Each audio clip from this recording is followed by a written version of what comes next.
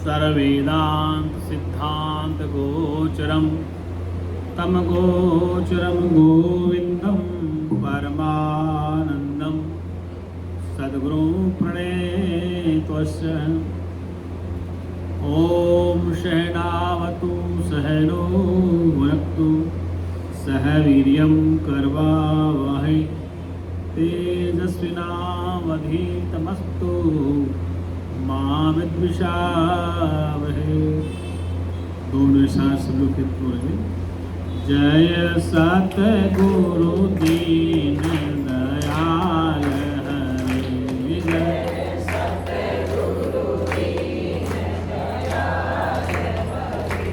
जिनने भव सागर पार करे, जिनने भव सागर पार करे। जब सुने ज्ञान के वचन भरे, जब सुने ज्ञान के वचन भरे। दुख देने वाले कष्ट टरे, दुख देने वाले कष्ट टरे। प्रेम से बोल सच्चिदानंद भगवान की, सत्य सनातन धर्म की, संत समाज की। हर हर महादेव। अर्चनीय वंदनीय उस जगत नियंता परमपिता परमात्मा के चरण शरण विराजमान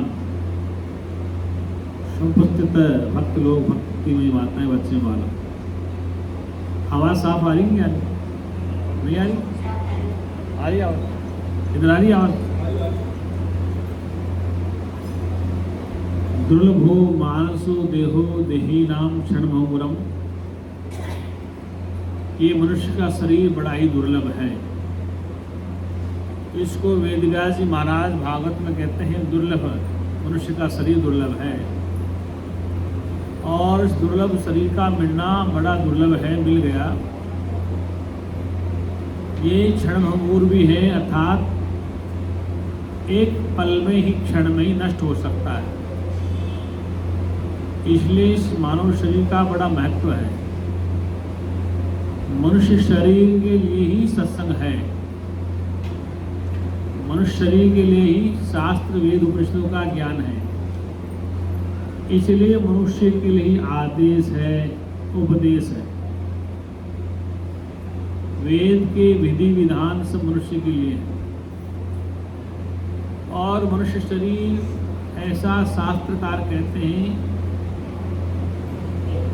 कि शुभ कर्मों के परिणाम से ये मनुष्य शरीर आप हम सबको मिला है। मनुष्य शरीर मिला और इस मनुष्य शरीर में यदि मनुष्यता नहीं है, मानवता नहीं है, दया, परोपकार, करुणा, प्रेम, मिलनसार इत्यादि गुण नहीं है, तो मनुष्य करण का अधिकारी नहीं है। और यदि इस मनुष्य शरीर में जिज्ञासा नहीं है, तो उस मानव को अपने परम लक्ष्य का बोध नहीं हो पाएगा। इसलिए मनुष्यत्व, मुमुक्षत्व, महापुरुष संशय, मनुष्य का शरीर और मनुष्य शरीर में मनुष्यता और उस मनुष्य शरीर में जिज्ञासा। जिज्ञासा का मतलब है अपने परमपिता परमात्मा को प्राप्त करने की उत्कंठा। यदि उस शरीर में जिज्ञासा नहीं है तो अपने परम लक्ष्य को प्राप्त नहीं कर सकता। मनुष्य का जो प्रथम उद्देश्य है, अंतिम मान लो, वह दुख की निवृत्ति और परमानंद की प्राप्ति है। मनुष्य के जीवन का जो उद्देश्य है वह दुख की निवृत्ति और परमानंद की प्राप्ति है। जितने भी शास्त्र लिखे गए हैं या ग्रंथों की रचना की गई है या संतों ने अपनी वाणी में कहा है, किसी भी धर्म ग्रंथ में कहा है, चाहे वेद में कहा है, चाहे बाइबल में कहा है, चाहे कुरान शरीफ में कहा है, और चाहे गुरु ग्रंथ साहब में कहा है, किसी संत की वाणी है। संत चाहे सूफी संत है या सनातनी संत है, सबका एक ही लक्ष्य है। वो लक्ष्य है कि किस प्रकार से इस मनुष्य को शांति मिल जाए। समस्त शास्त्रों का एक ही उद्देश्य है, एक ही लक्ष्य है कि इस मनुष्य को किस प्रकार से शांति मिले। क्योंकि जब से संसारी जीव हुआ है, जब से जीव भयो संसारी, जब से जीव अपने परम पिता परमात्मा से अपने को अलग मानने लग गया है और उस परमात्मा से परिच्छिन्न मानता है, अलग मानता है। अलग मानने के कारण वह अपने को दुखी समझता है। और दुख का कारण क्या है? अपने निज आत्मा का बोध न कर पाना ही दुख का कारण है। इसलिए उपनिषदें कहती हैं कि दुखा नाम निवृत्ति पुरुषार्थ है, कि दुख की निवृत्ति ही पुरुषार्थ है। प्रश्न आता है कि पुरुषार्थ क्या है? उस पुरुष को जाने बगैर इसके जीवन का लक्ष्य पूरा नहीं होता। वो पुरुष क्या है? पुरुष एक है, दूसरा बना ही नहीं। वेद ने स्पष्ट कहा है, ओम पुरुष एवेदम सर्वं यद भूतम यच्च भाव्यम। भूतकाल में जो बीत गया है, पुरुष ब्रह्म एक ही था। वर्तमान में जो अन्न को खा के वृद्धि को प्राप्त हो रहा है, वो पुरुष ब्रह्म एक ही है और भविष्य में वही रहने वाला है। इसलिए वेद ने एक ही बात कही है, ओम पुरुष एवेदम सर्वम। ये पुरुष ब्रह्म एक ही है। उस एक ही को जानने का उद्देश्य है जीवन का। उस एक को जानने के बाद फिर कुछ जानना शेष नहीं रह जाता है। तो वेद के चारों हिस्सों में इसका मंत्र आता है, ऋग्वेद, अथर्ववेद, यजुर्वेद, सामवेद। चतुर्थ वेदों में एक मंत्र है, उस सब में आता है, ओ पुरुष एवेदम सर्वं यद भूतम यच्च भावम भूता मत्तो। ये जो उत्पन्न हो रहा अन्न को खा करके वृद्धि को प्राप्त हो रहा शरीर, ये वे पुरुष ब्रह्म ही है। वो भूतकाल में जो बीत गया है वो भी पुरुष ब्रह्म ही, और भविष्य में आने वाला वो पुरुष ब्रह्म ही। इसलिए वेद ने स्पष्ट कहा है कि ब्रह्मविद् ब्रह्मे भवति। जो ब्रह्म को जान जाता है, ब्रह्म का बोध कर लेता है, वो ब्रह्म ही हो जाता है। लेकिन उस ब्रह्म स्वरूप को जानने के लिए क्या करना पड़ेगा? तो स्पष्ट कहा है, आचार्यवान पुरुषो वेद। उस वेद शास्त्र को पढ़ने के लिए किसी आचार्य के संपर्क में रहना पड़ेगा, सानिध्य में रहना पड़ेगा। जैसे बच्चे PhD करते हैं या MPhil करते हैं, तो अपने जो प्रोफेसर है, HOD है, उसके संपर्क में रहना पड़ता है। तो उससे गाइडेंस लेकर के कुछ अपना रिसर्च करके तो वो उसका रिसर्च पूरा होता है। ये ऋषि का नाम रिसर्च है दूसरा। तो वह उस वेद शास्त्र को उस आचार्य के सानिध्य में रहकर उस रिसर्च को पूरा करता है। इसलिए उससे कहा है कि वह पुरुषार्थ पूरा कब होगा? पुरुषार्थ पूरा तब होगा जब ये जीव अपने परम लक्ष्य को प्राप्त कर लेगा। अर्थात मनुष्य जीवन का जो लक्ष्य है वो दुख की निवृत्ति और परमानंद की प्राप्ति। हर प्राणी संसार में दुख नहीं चाहता है, प्रत्येक प्राणी संसार में सुख को ही चाहता है। लेकिन सुख क्यों उसका गायब हो गया, कि दुख इसको क्यों मिल गया? इसलिए तुलसीदास की रामायण कहती है कि जब से जीव भयो संसारी, कि जब से जीव संसारी हो गया है, अर्थात संसार में रच पच गया है और अपने मूल परमात्मा को भूल गया है, और भूलने के कारण ही ये दुखी सुखी हो रहा है। अब इसको एक रास्ता मिले कि जो इसको सत्य का बोध करवा दे। समस्या क्या है? सृष्टि में समस्या ये है कि जितने वेद उपनिषद लिखे गए, जितने धर्मग्रंथ लिखे गए, कुरान शरीफ लिखा गया, वेद लिखा गया, भागवत लिखी गई, गुरु ग्रंथ साहिब लिखा गया, या जो भी संतों की वाणी लिखी, रामायण, भागवत, महाभारत, ये सब के सब मनुष्य द्वारा रचित हैं। ये मैं डंके की चोट कर रहा हूँ कि वेद की रचना ऋषियों ने की है, किसी भगवान ने नहीं की। वेदों को जब पढ़ते हैं, पढ़ाते हैं, तो वेद में कोई देवी देवता को, लेकिन वहां पर चर्चा ऋषियों के शिष्यों में चर्चा है। किसी वेद को पढ़ लो। दूसरी बात, कुरान शरीफ को पढ़ के देख लो। हमारे ऋषियों ने कहा है, शांति से सुनिए, हमारे ऋषियों ने कहा है कि वेद अपरुष है। अपरुष का तात्पर्य किसी पुरुष के द्वारा लिखे नहीं गए। ये भी एक बहुत बड़ा आडंबर है कि वेद है अपरुष है, अपरुष किसी पुरुष ने उनकी रचना नहीं की। वेद भगवान द्वारा रचित है, गीता भगवान द्वारा रचित है। वो भी कहते हैं कि हमारी कुरान अल्लाह द्वारा रचित है। वो भी कहते हैं कि हमारा जो ईसाई हैं वो भी कहते हैं कि बाइबल गॉड द्वारा रचित है। समस्या संसार में क्या आ रही? बाइबल पढ़ो, कुरान पढ़ो, गुरु ग्रंथ साहब पढ़ो, वेद पढ़ो, किसी को पढ़ के देख लो। वो ये कह रहे हैं, हमारे सनातन लोग भी कहते हैं, समस्या एक ही नहीं है। वो कहते हैं कि वेदों की रचना ईश्वर ने करी है। किसने करी? कुरान शरीफ वाला कहते हैं बाइबल पवित्र ग्रंथ है, ये अल्लाह ताला की देन। उधर यहूदी लोग कहते हैं, इधर ईसाई लोग कहते हैं, सब एक ही बात कहते हैं कि सब गॉड भगवान परमात्मा के द्वारा रचित है। जबकि परमात्मा, गॉड, अल्लाह ताला, ईश्वर आज तक किसने देखा नहीं है। सत्य बात ये। और हमारे ग्रंथों में इस बात को कह दिया गया कि वेद हैं, किसी मनुष्य ने नहीं लिखे हैं, वो ईश्वर द्वारा रचित है। अब जब वेद उपनिषद पढ़ते हैं तो उसमें चर्चा गुरु शिष्य की आती, किसकी आती? नचिकेता यमराज की आती, अंगिरा अंगिरस की आती है, विषमपायन की आती, अनेक ऋषियों की चर्चा। तो प्रश्न ये खड़ा होता है कि वेदों की रचना मनुष्य द्वारा हुई, तो किसने रचना की? जो समझदार थे, तार्किक थे, बुद्धिमान थे, विजडम थे, उन्होंने लिखा।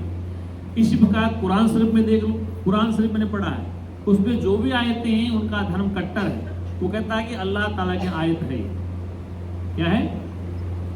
वो भी कहते हैं। इधर बाइबल को देखो पढ़ के, वो भी कहती ईश्वर रचित है। समस्या ये है कि हमारा सनातन धर्म कहता है कि भगवान की भाषा संस्कृत है। बुद्धिमान लोग दिमाग लगाना। हमारे सनातन लोग कहते हैं कि वेद या भगवान की भाषा संस्कृत है। जो संस्कृत नहीं जानता है भगवान को नहीं जान सकता। ईश्वर की भाषा संस्कृत है, ये सिद्ध कर दिया। इधर अंग्रेज कहते हैं कि गॉड इंग्लिश जानता है, हिंदी नहीं जानता। उसकी भाषा कौन सी है? इंग्लिश भाषा। आप पढ़े लिखे लोग दिमाग लगाना। इधर कुरान शरीफ कहते कि नहीं, अल्लाह ताला की भाषा कौन सी? अरबी है। जो बोल कुरान से अरबी में लिखी, फिर इसको उर्दू में ट्रांसलेट किया गया, फिर इंग्लिश में, फिर हिंदी में, अनेक भाषाओं में ट्रांसलेट हुआ।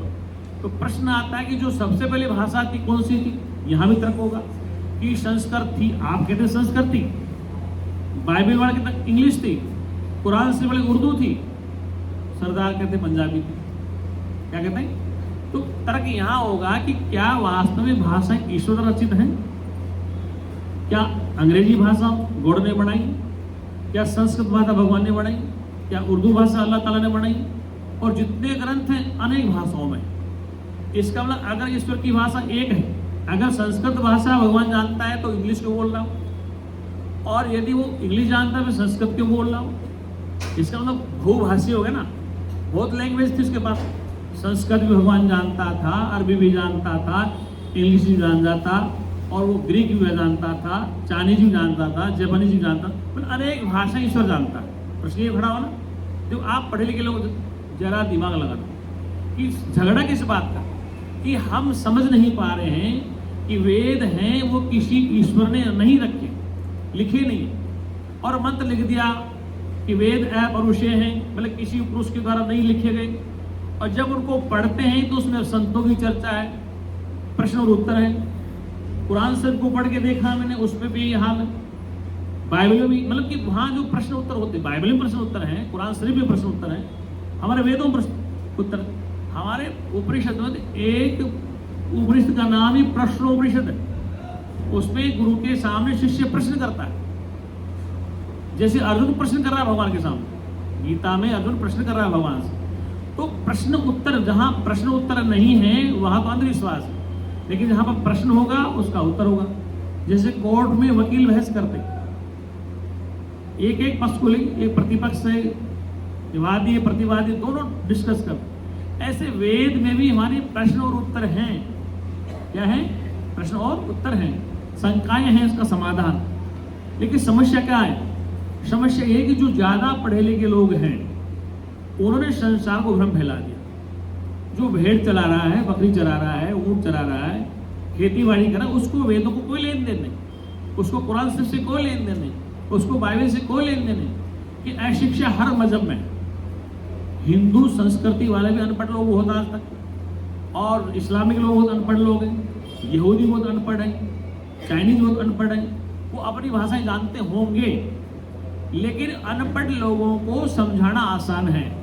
जैसे भेड़ बकरियां होती है ना, उनको चराना आसान है, एक डंडा मारो सब इतर हो जाए। एक पढ़े लिखे तार्किक लोगों को समझाना बड़ा मुश्किल। वो तर्क करेंगे, और तर्क होना भी चाहिए, तर्क होना, आर्गुमेंट नहीं होगा आपस में तो निश्चय क्या होगा, निर्णय क्या होगा। तो कहने का तात्पर्य कि सनातनियों का परमात्मा जो है, वेद ने कहा कि वेद अपरुष हैं। किसी लिख दिया विद्वान ने कि अपरुष माने किसी पुरुष ने नहीं रचा। ये रचा किसने? बोले भगवान ने रचा।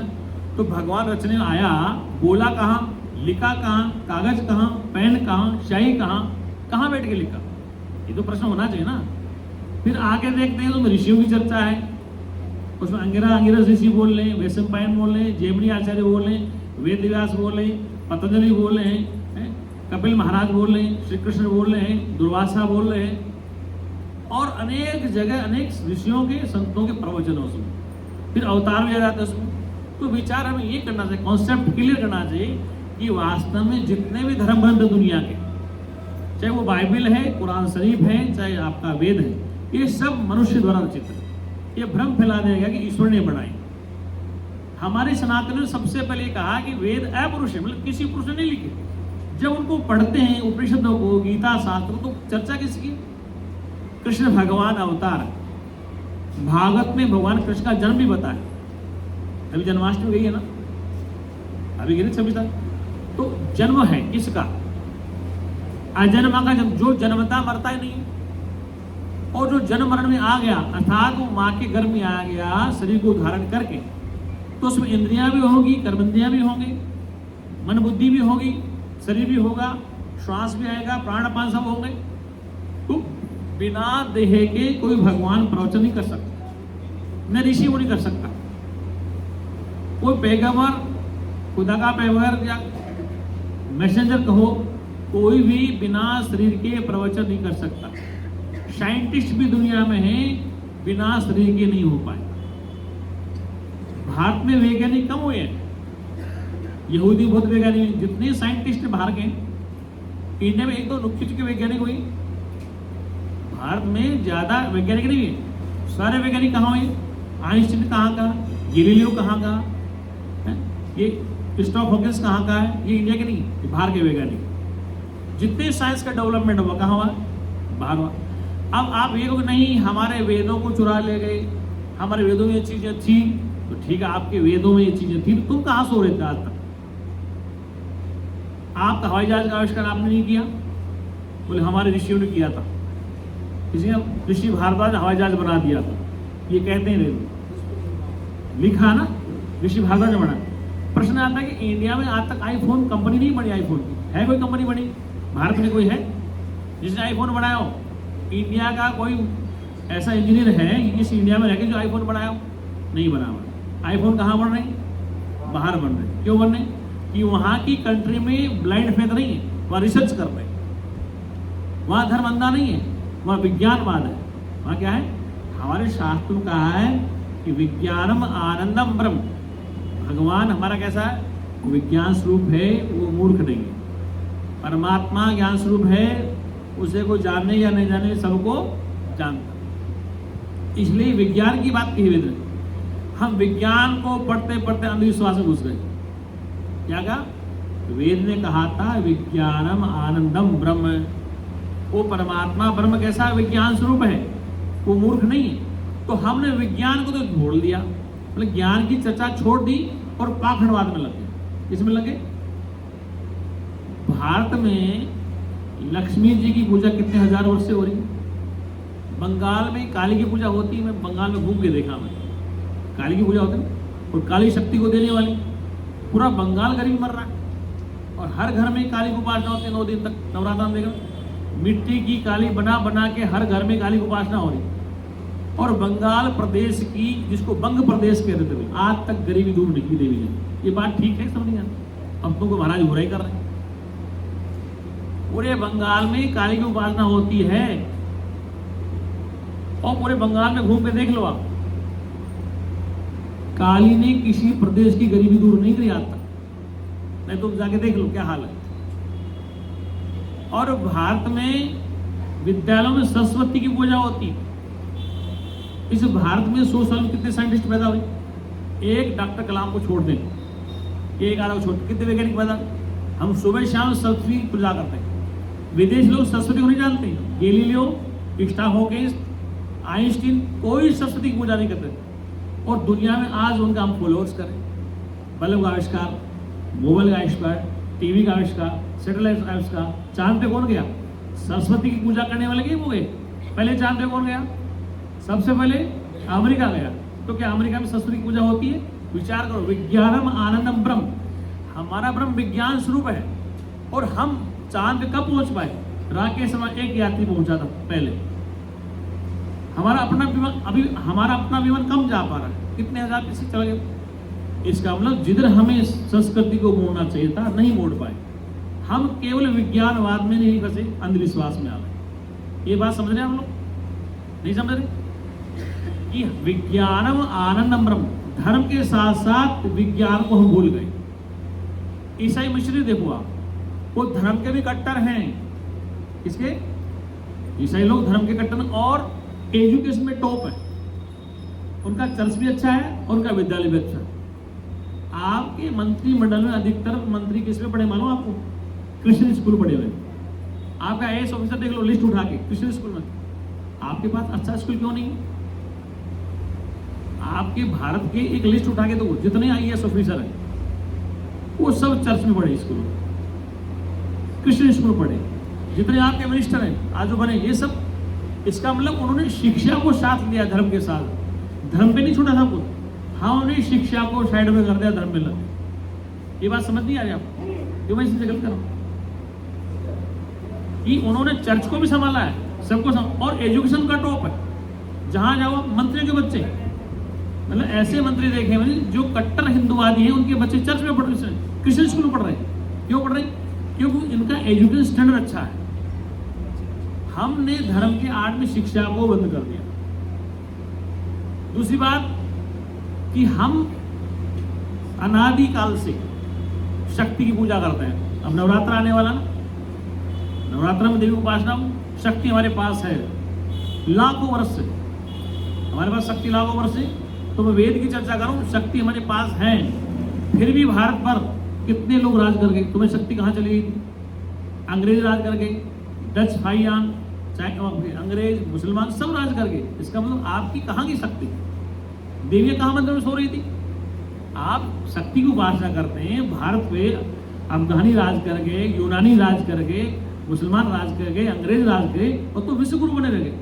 इसका मतलब कि हमें धर्म के साथ साथ शिक्षा को, शक्ति को महत्व देना पड़ेगा। जब तक संगठन नहीं है शिक्षा में, तब तक कैसे आप विदेश ताकत लड़ पाओगे? कहने का तात्पर्य है कि विज्ञानम आनंदम ब्रह्म, हमारा ब्रह्म कैसा है? विज्ञान स्वरूप है, तर्क वाला है, लॉजिक है। आर्गुमेंट है उसमें, अंधविश्वास नहीं है, ब्लाइंड फेथ की हमें कोई जगह नहीं है। आप हमारे ऋषि ने स्पष्ट कहा है कि चर्चा के दुख का कारण क्या है। दुख का कारण ये है कि जब हम अपने मूल स्वरूप को भूल गए। किसको?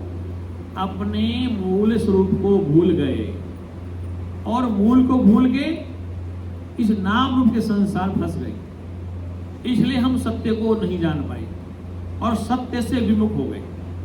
क्या हो गए? सत्य से हम अपने को विमुख कर लिया है। जैसे उदाहरण के लिए, ये पंखा चल रहा है, ये लाइट चल रही है, बिजली तो पूरे हॉल में है। यहाँ पर रोशनी दे रही है, यहाँ पे हवा दे रही है, यहाँ पे आवाज दे रही है, यहाँ पे रिकॉर्डिंग चल रहा है। तो पावर तो एक ही है, उसके यंत्र अलग अलग है। तो चेतन शक्ति तो एक ही है, वो ज्यादा बेसी नहीं है। जिसका बल्ब जितनी पावर का उतनी बिजली खींच लेता।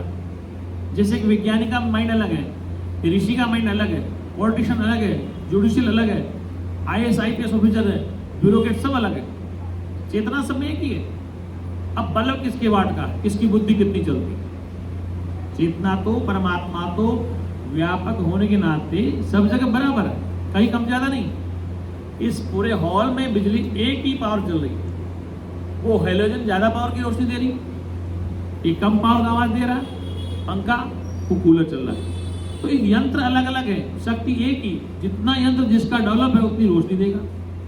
ऐसे जिसकी बुद्धि जितनी विकसित है उतना ही काम करेगा। अगर सभी एक ही बुद्धि के हो जाएं, सारे बच्चे IAS बन जाए, तो फिर पानी कौन पिलाएगा, अकाउंटेंट कौन करेगा, बाबू कौन बनेगा। ये सबकी बुद्धि अलग अलग है। मुंडे मुंडे मित्री बनना, ये हर की बुद्धि अलग अलग होती है। क्या होती? परमात्मा ने सबको बुद्धि एक जैसे नहीं, परमात्मा सब में एक जगह है, एक जैसा है, लेकिन बुद्धि सबकी अलग अलग। वो जितनी अपनी बुद्धि को इस्तेमाल कर ले। कहने का अभिप्राय है कि ईश्वर ने सृष्टि बनाई और ईश्वर की सृष्टि में आप और सब बन गए। जैसे रात को स्वप्न देखा आपने, स्वप्न वैज्ञानिकों को भी आता है, स्वप्न ऋषि को भी आता है, स्वप्न एक आम आदमी को आता है। तो सबके स्वप्न में संसार बन जाता है। स्वप्न में वो चीजें आ जाती हैं जो कभी आपने सोची नहीं, समझी नहीं, विचारी नहीं। कहां से आ गई? आपकी तो आंखें बंद थी। वो संसार किसने बना लिया? उस स्वप्न के संसार में आप दुखी हो रहे हैं, रो रहे हैं, हंस रहे हैं, एंजॉय कर रहे हैं या लड़ रहे हैं। तो संसार आंखें बंद होने के बाद किसने रच लिया? और जब आंखें खुली तो संसार गायब हो गया। आप हंस रहे थे तो देखा हम कहाँ हैं, आप रो रहे थे तो आप बोले हम कहाँ हैं। तो वो संसार किसने रचा? फिर आंखें खुली, ये संसार सामने आ गया, ये जगत दिखाई दे रहा बनकर के, इसमें सब रिश्ते नाते सब दिखाई दे रहे। और जब आप सो गए गहरी निद्रा में, गहरी नींद भगवान को भी आती है, देवी देवताओं को भी आती है। शरीर है, देहधारी को नींद आती है, सुसुप्ति आती है। जब ऋषि है, मुनि है, वैज्ञानिक है, डॉक्टर है, सबको नींद आती। और नींद आती है गहरी नींद। तो वो गहरी नींद में जब सो जाता है उस समय उसका दुख कहाँ चला जाता है? मतलब संसार का कोई लफड़ा नहीं। वो गहरी निद्रा एक छोटी मृत्यु है।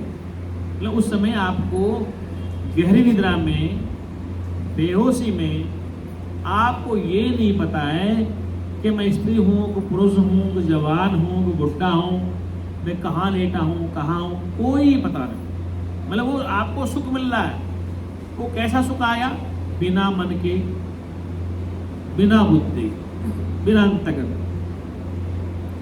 उस समय आपको सुख मिल रहा है, बिना, आपकी आंखें बंद हैं, आपका मन बुद्धि सब बंद है, केवल श्वास चल रहा है।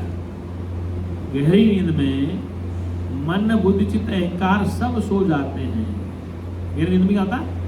ये सब सो जाते हैं। और सोने के बाद जब सारे यंत्र बंद हो गए, मन भी बंद हो गया, बुद्धि बंद हो गई, चित्त भी बंद हो गया, ये सब अंतःकरण बंद हो गया, उसके बाद भी आपको थोड़ा सुख मिल रहा है। और जब तक आप 5-6 घंटे उस सुख में नहीं जाएंगे, गहरी नींद में नहीं जाएंगे, तो आपका मस्तिष्क, आपका पेट, आपकी आंखें, आपका शरीर सब खराब हो जाएगा। इसका मतलब आप बिना अंतःकरण के रहना चाहते हैं, बिना अंतःकरण के रहना चाहते हैं। आपका गहरी निद्रा में केवल श्वास चलता है। क्या चलता है? श्वास चलता है। और गहरी नींद में स्वप्न नहीं आ रहा है, वहां कोई स्वप्न नहीं है। स्वप्न में भी सुख दुख है, स्वप्न में भी जलन पचन है, वहां भी राग द्वेष है स्वप्न में। लेकिन गहरी निद्रा में स्वप्न जैसा नहीं है और बिना अंतःकरण के सुख मिल रहा है। अब प्रश्न आता है, क्या सोते रह जाएं हमेशा के लिए सुख मिल जाए? क्या हम सो जाएं हमेशा के लिए तो क्या सुख मिल जाएगा? वो सुख थोड़े समय का अविद्या का सुख है, तामसिक सुख है।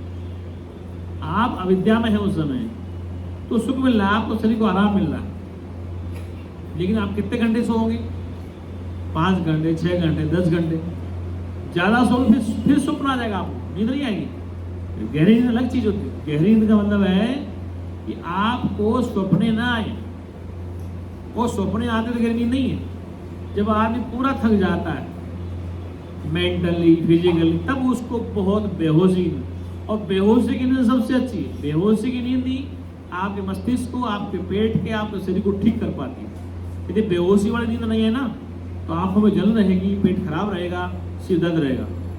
और बेहोशी वाली नींद में आप बिल्कुल 4 बजे 5 बजे सुबह उठेंगे तो बिल्कुल जैसे फूल खिलता है प्रातःकाल बगीचे में से खिल के उड़ेंगे। और अनिद्रा है, नींद नहीं आई है पूरी तरह, तो आपका चेहरा मुरझाया रहता है।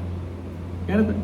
क्योंकि रिचार्ज करना पड़ता है, अपने में लौट के फिर वापस आना पड़ता है, फिर जागृत में आके संसार काम करोगे।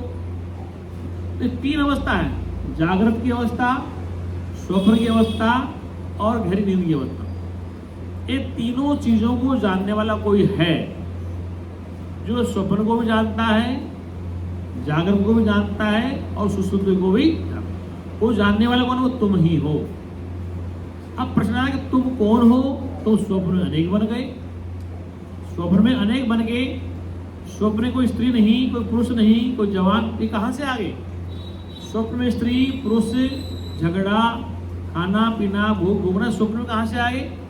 वहां कुछ था नहीं, केवल कल्पना मात्र से आए। किसे आगे? केवल इमेजिन से आपके आगे, और आंख नहीं दिखता। तो सारा संसार कल्पित मात्र है, कल्पना मात्र है।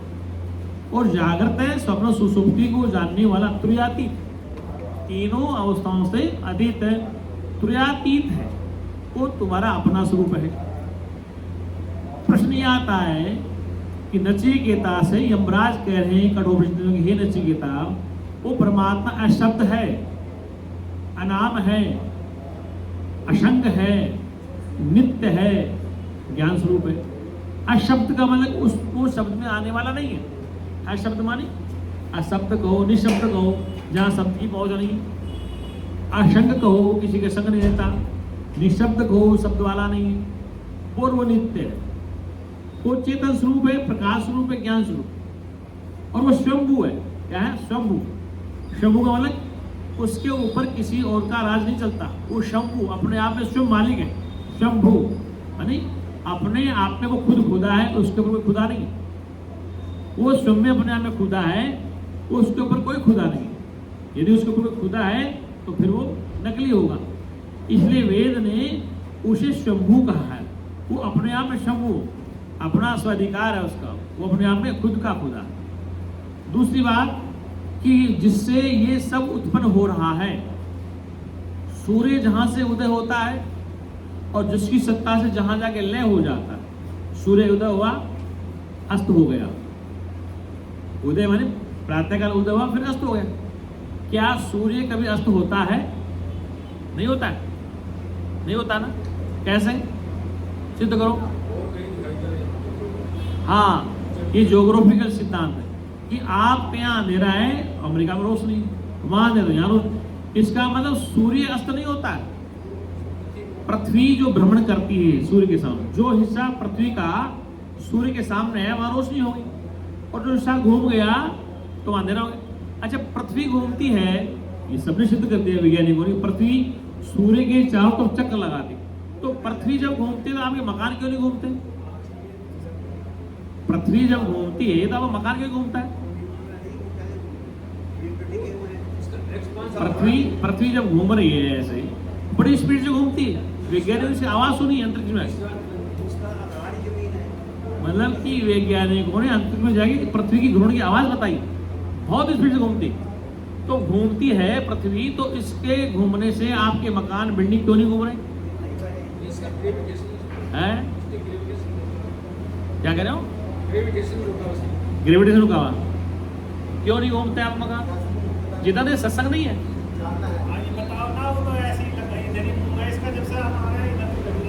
अभी तुमने कहा भजन मत गाओ सत्संग सुनाओ, ये भजन भी बेटा सत्संग ही है। अब ये मत कहो कि सत्संग बोलना ही सत्संग।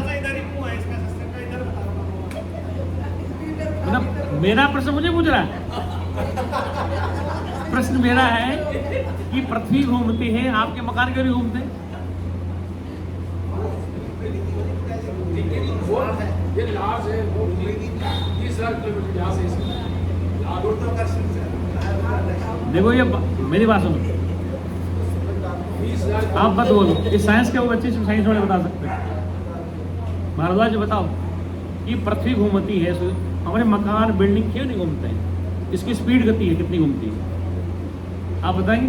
उषागर नाम सुनो, मकान घूमते हैं। हाँ, ऊपर जाके हाँ,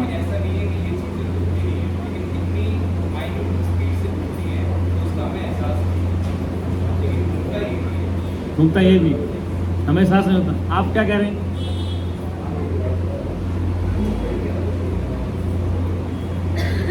कहने का अभिप्राय है कि जैसे एक ग्लोब है, ग्लोब को हम घुमाएं, उस हमें टॉर्च रखें, ग्लोब घूम रहा है, अधिष्ठान नीचे का, ऊपर का, नॉर्थ ईस्ट का जो जैसे वो घूम रहा पर, तो पूरा घूमने से प्रतीत नहीं होता हमारे को, तो एक हिस्सा नहीं घूमता, उसका पूरा हिस्सा ग्राउंड लेता है। तो कहने का तात्पर्य है कि ये ऐसा है, तो इसका मतलब कि पृथ्वी भ्रमण करती है सूर्य के चारों तरफ। सूर्य कभी अस्त नहीं होता, वेदों में लिख दिया। मैं परसों कठोपनिषद पे प्रवचन कर रहा था, तो कठोपनिषद में मंत्र आया, यमराज कह रहे हैं नचिकेता से, यमराज जिससे सूर्य उदय होता है जिसमें अस्त होता है, जिससे मैं कह रहे हैं जिससे सूर्य उदय होता है जिसमें अस्त होता है, जिससे मतलब जिस शक्ति से सूर्य उदय होता है और जिसमें जाके लय हो जाता है। जैसे सागर से मानसून बना, बादल बना, नाले बना, नदी, और वहां पे सागर में लय हो गया। क्या हो गया? इसका मतलब कि मानसून बना है, बादल बना है, बारिश हुई है, नदी नाले बने और फिर जाके सागर में लय हो गए। तो एक क्रम चल रहा है सृष्टि का, जिससे सब कुछ चल रहा है, जिसके सारे सब कुछ हो रहा है और जिसमें सब लय को प्राप्त हो जाते हैं, उस अधिष्ठान को परमात्मा कहा है। जिससे उत्पन्न हो रहे हैं, जिसके सारे रहते हैं और जिसमें लय को प्राप्त हो जाते हैं, समा जाते हैं, उस अधिष्ठान को ब्रह्म कहा गया है। वेद की परिभाषा कि जिस शक्ति से सूर्य उदय होता है, चंद्रमा उदय होता है, तारे बनते हैं, ये सब कुछ जिसकी शक्ति से बने। अब प्रश्न आता है उस शक्ति को देखा नहीं किसी ने आप तक, शक्ति को देखा नहीं है, आज तक परमात्मा को देख नहीं पाया है। ढूंढते बहुत है लेकिन देख नहीं पाया। दो मत है, एक है ईश्वरवाद, एक है अनिश्वरवाद। ईश्वरवाद में ईश्वर को विश्वास करते हैं, ईश्वर है, कैसा है? वो चेतन स्वरूप है, वो ज्ञान स्वरूप है, वो आनंद स्वरूप है, वो सबको जानता है, उसे को जाने या नहीं जाने। और आपकी सब बुद्धि फेल कर दी तो कौन जाने वाला रहेगा? सबकी बुद्धि फेल हो जाए तो कौन किसको जानेगा? सबकी बुद्धि फेल हो जाए कौन जानेगा? कोई जाने किसी को? हम जितने लोग बैठे हैं 10, 20, 50, सबकी बुद्धि बंद हो जाए कौन किसको जानेगा? इसका मतलब कि वेद कहता है कि बुद्धि के घेरे में रह के जो चेतना सबको जानती है, बुद्धि को वो जानता है, बुद्धि उसे नहीं जानती। बुद्धि खराब हो जाती कई बार, एक ही खराब होगी तो क्या परमात्मा खराब हो गया? घर में एक आदमी पागल हो गया कि सभी पागल हो गए? कहने का तात्पर्य बुद्धि के घेरे में जो आया है, जैसे ये बल्ब पूरा रोशनी दे रहा है, लेकिन इसमें रोशनी पूरा बल्ब दे रहा है, इसमें जो तार जुड़े हो ना बीच के अंदर वो जल रहे हैं। बल्ब के अंदर क्या हो रहा है कि जो तार हैं वो रोशनी दे रहे हैं, कहते हैं बल्ब जल रहा। बल्ब जल जाए तो फूट जाता, बल्ब के अंदर जो फ्यूज से लगते हैं वो रोशनी दे रहे हैं, उससे पूरा बल्ब जलता प्रतीत हो रहा। ऐसे बुद्धि के घेरे में जो फ्यूज है, बुद्धि के घेरे में जो, ये बंद करो भाई, बुद्धि के घेरे में जो चेतना है जिसे बुद्धि नहीं जानती, जो बुद्धि को जानता है, इसलिए बुद्धि के द्वारा ही संसार देखा जा रहा है। अब बुद्धि बंद हो जाए, बुद्धि का काम करना बंद हो जाए तो क्या परमात्मा बंद हो गया? नहीं, ऐसा नहीं। बुद्धि सबकी खराब हो सकती, लेकिन फिर भी कोई जानने वाला है संसार। जो जानने वाला है उस जानने वाले को जानो। जानता कौन है? आपके शरीर में ये अंगुली इस अंगूठे को नहीं जानती, ये कान इस नाक को नहीं जानता, ये हाथ इस हाथ को नहीं जानता, ये पैर इस हाथ को नहीं जानता, ये आंखें इस आंख को नहीं जानती, ये दाढ़ी मूंछ को नहीं जानती, मूंछ की दाढ़ी को नहीं जानती, ये कान इस कान को नहीं जानता, नहीं जानता ना, ये रोम इस रोम को नहीं जानता। अब कोई इसमें है जानने वाला, इसमें कोई है जानने वाला, जिससे मन सुखी होता है, मन दुखी होता है, ये किसने जाना? जो मन में रहता है। बुद्धि काम नहीं कर रही है, आज बुद्धि काम कर रही है, ये कौन कह रहा है? जो बुद्धि में रह रहा है। आज मेरी बुद्धि खराब हो रही, मेरे से बात मत करो, आज मेरा माइंड ऑफ हो रहा है, माइंड ऑफ हो रहा है, लेकिन जानने वाला तो ऑन है। आज मेरा मन बड़ा दुखी है, मेरा मन दुखी तो मैं मन से अति हुआ, मेरा मन दुखी है तो मन को जाने अलग हो गया। आज मेरी बुद्धि खराब हो रही, मुझसे बात मत करो, मेरा माइंड फेल हो रहा, मेरा माइंड फेल है, लेकिन मैं तो ठीक हूँ, मेरा मन खराब है, मेरा मन दुखी है, मैं मन से अलग हूँ, मैं मन को जानने वाला साक्षी हूँ। फिर कहा कि मेरी बुद्धि खराब है, आज मेरे चित्त में बहुत बुरे सपने आ रहे हैं, आज मेरा चित्त विक्षिप्त हो रहा है। चित्त विक्षिप्त होने का मतलब कि चित्त दुखी हो रहा है, परेशान हो, इसका मतलब चित्त विक्षिप्त हुआ है। ये बात किसने जानी है? जो तुम्हारे पास जानने वाला बैठा, वो कह रहा है कि मेरा चित्त विक्षिप्त है, मेरा मन दुखी है, मेरी बुद्धि परेशान है। कभी कहा कि मैं परेशान हूँ? हाँ, आगे मैं बड़ा परेशान हूँ। फिर कहाँ गया? मैं परेशान हूँ, मैं किस में? जीव वहां पे आ गए। जो चेतना जीव में है, जो चेतना किस में? जीव में। मैं दुखी हो गया। अब वो चेतना तो थी व्यापक शुद्ध चेतना, घेरे में आके कहता है कि मैं दुखी हो गया, मैं शरीर को लेके बैठ गया। इसको दो प्रकार की में, एक शरीर वाली में, एक बिना शरीर वाली। शरीर का जो मैं है वो कहता है मैं दुखी, मैं सुखी, मैं पापी, मैं पुण्यात्मा। एक और करा जो जीव के घेरे में है। मेरा मन दुखी, मैं दुखी नहीं, मेरी बुद्धि परेशान, मैं परेशान नहीं। तो दो भाषाएं होगी, एक जानने वाला, एक जाने को जानने वाला। जिसको जाना, यहाँ त्रेतवाद है। गीता में भगवान कहते हैं ज्ञाता ज्ञान ज्ञ, कर्ता कर्म करण। ज्ञाता ज्ञान और ज्ञ। ज्ञाता मानी जानने वाला, ज्ञान मानी साधन, ज्ञ मन जिस वस्तु को जाना। त्रेतवाद हो गया, एक जानने वाला, एक जिसके द्वारा जाना गया, जिस वस्तु को जाना गया, तो त्रेतवाद हो गया। और जो इन सबको जानता है त्रेतवाद में, ज्ञाता को भी, ज्ञान को भी और ज्ञ को, वो जानने वाला चेतना अलग है, तभी त्रेतवाद है। जिसे कृष्ण ने कहा कि कर्ता कर्म करण, कर्ता करने वाला, कर्म जैसे किया गया क्रिया, कर्ता कर्म करण औजार। करण जो अंतःकरण, मन बुद्धि चित्त अंतःकरण। अंतःकरण मानी भीतर के औजार हैं। अगर मन न हो, बुद्धि न हो, चित्त न हो तो संसार फैले। लेकिन अंदर के औजार हैं, भीतर के। बाहर के औजार ये हैं, मन बुद्धि चित्त दिखता नहीं है, ये बाहर के औजार हैं। ये संसार को देख लें, आंख है, कान है, नाक है, जीव है, हाथ है, पैर है। ये बहिरंग है, अंतरंग है। अंतरंग साधन क्या है? मन है, बुद्धि है, चित्त है, मन।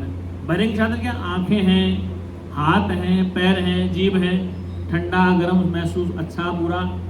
तो अंतःकरण से अलग चीज है। अब जो अंतःकरण में है वो बाहर दिखाई देता है, जो बाहर है वो अंदर के बाहर हम ले जाते हैं। अब कबीर कहते हैं भाई बाहर भीतर का झगड़ा बड़ा है। कोई संत कहते हैं अंदर चले जाओ, साधना कर लो, भीतर बैठो, बाहर मत झांको।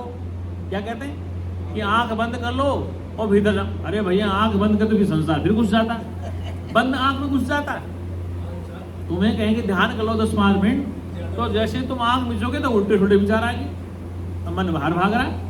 आंखें बंद कर ली, लेकिन आंख बंद के बाद भी संसार का झमेला आंखों में आ रहा है। फिर थोड़ी देर बंद करें, फिर मन फिर उल्टे सुलटे विचार, खोल दिया, थक गए, जाओगे फिर आंखें बंद करी, फिर अभ्यास करते हैं लोग बात। ये ध्यान में क्या होता मालूम? लोग इन मूर्खों को और मूर्ख बना देते हैं।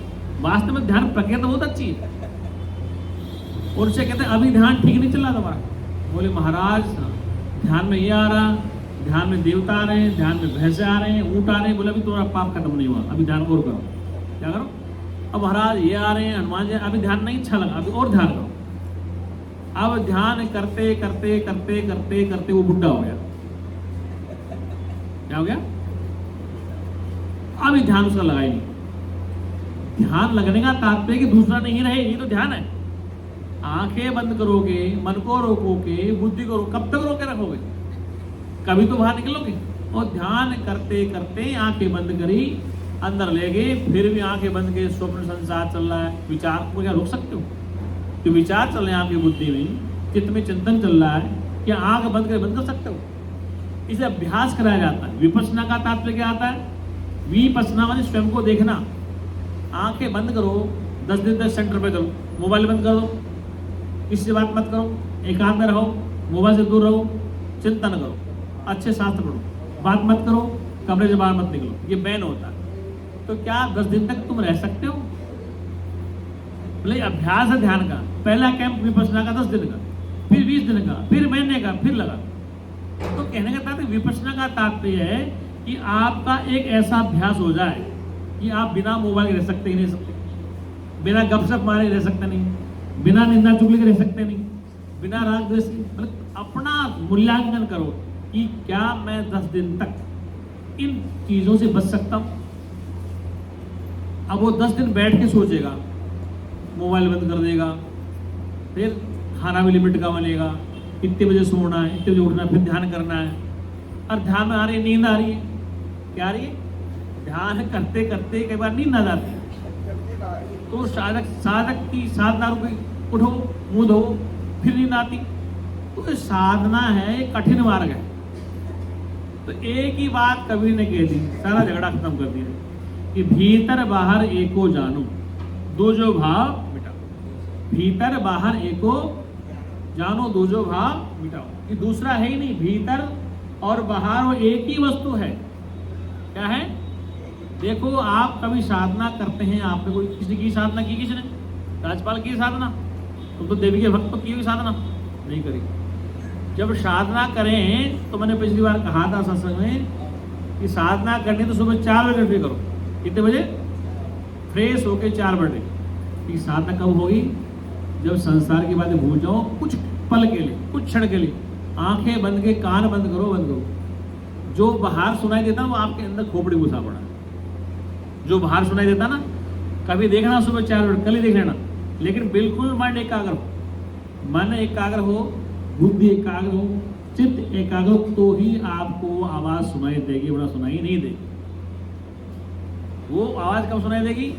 जब आपका मन, आपकी बुद्धि, आपका चित्त एकाग्र होगा, कहीं दौड़ेगा नहीं। 1 सेकंड में आपको सुनाई देगी बात जो बाहर सुनते हैं। जैसे कान बंद करोगे, आंखें बंद करोगे, बाहर नहीं देखोगे, तो जो आवाज धीरे धीरे सुनते जाओ। मतलब आपको आवाज पर ध्यान देना, क्या क्या आवाज आ रही है, बस इसका मूल्यांकन करना और मुझे ठहरा के बताना कि ये मूल्यांकन करके देखो आप। कौन सा? कि तुम कितने साधक हो, कितना ज्ञान की। आप देखो यहाँ से क्या क्या आवाज आ रही, सुनना उनको, फिर मुझे अपने कागज पर लिख के लाना कि महाराज मुझे सुनाई दिया, मुझे सुना दिया। आप उसको सही लिख के लाओगे। सही कब लिखोगे? जब सुना होगा तो लिखोगे। भाई मैं बता दूंगा तो मेरी लिख लाओगे, लेकिन तुम सुन के देखना, तब लिखना एक एक पॉइंट। ये आज के ध्यान में मुझे आवाज़ सुनाई दी, आज के ध्यान में आवाज़ सुनाई दी, ये तुम खुद लिख के लाना, तब बताया जाएगी इसे। और तुम अपने पास रखना, मुझे मत देना, अपने पास रखना मत देना पन्ने में। फिर मैं बताऊँ क्या क्या सुनाई दिया आपको। तो ये अभ्यास की बात है। क्या करोगे? वो सच्चिदानंद भगवान की। तो साधना का तात्पर्य अपने को साधना। ये शरीर साधना है, ये साधन है। ये क्या है? ये 5 तत्वों का बना हुआ शरीर साधन है। किसके लिए साधन है? ईश्वर को जानने के लिए साधन। ईश्वर को जानने के साधन क्या है? कि एकम ब्रह्म द्वितीया नास्ति। कबीर साहब कहते हैं कि भीतर बाहर एको जानो, दूजो भाव मिटाओ। कि भीतर भी वही है, बाहर भी वही। और बाहर अलग है, भीतर दूसरा है, तो बाहर से हटो, अंदर से सटो। हटो, हटाओ, सटाओ, ये समस्या बनी रहेगी। क्या? ये समस्या बनी रहेगी। ये दिखाई देता है, वो दिखाई देता है, ये हो गया, ये हो गया। अरे भाई, अंतःकरण का खेल है, ये माया का खेल है, ये तो होगा। जब भगवान कृष्ण का जन्म हुआ तो कई बार लाला बहुत रोता था सपने में, सुना कथा में। कथावाचक कहते हैं कि कृष्ण लल्ला बहुत रो रहे थे, सपने में दिखाई दे रहा कुछ। ये कथावाचक कहते हैं ना कि लल्ला बहुत रो रहे थे, लल्ला को दिखाई दिया। क्या महादेव जी आ गए, लल्ला देख देख के रो रहे। क्यों रो रहे?